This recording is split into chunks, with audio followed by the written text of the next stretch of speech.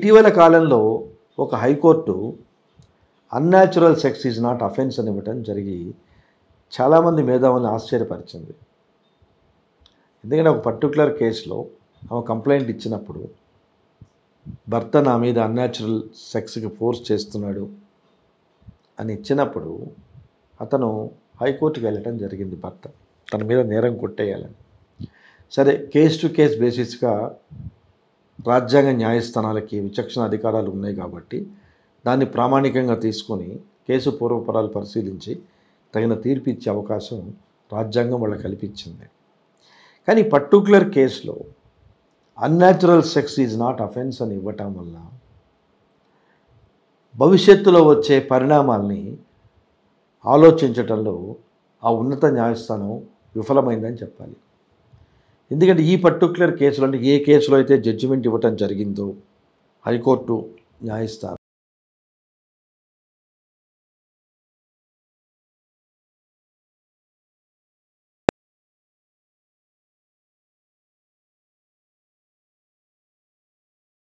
ఇంజురీస్కి గురై, అంటే open deck లేని బాధలకి గురై, శారీరకమైన ఇబ్బందులకు గురై తర్వాత అమ్మాయి చనిపోవటం జరిగింది. అంటే నేరం చేయాలనే ఆలోచన ఉన్నవాడికి ఇటువంటి జడ్జిమెంట్లు దోహదపడతాయి.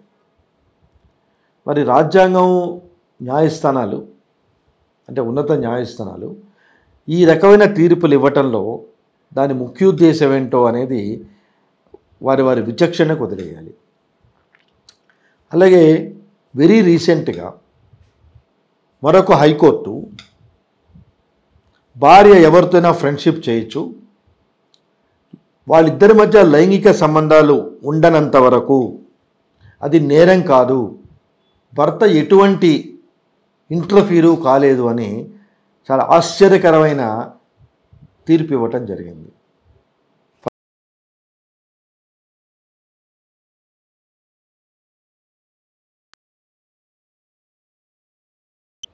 ఆ పెట్టుకున్న పరిచయం ఫిజికల్ రిలేషన్స్ లేనంత వరకు నేరం కాదు అని చెప్పటంలో who will monitor their activities and relationship, అంటే ఇది అర్థం ఉన్న జడ్జిమెంటా, అర్థం లేని జడ్జిమెంట్ అనేది వెరీ డిఫికల్ట్ టు అసెస్.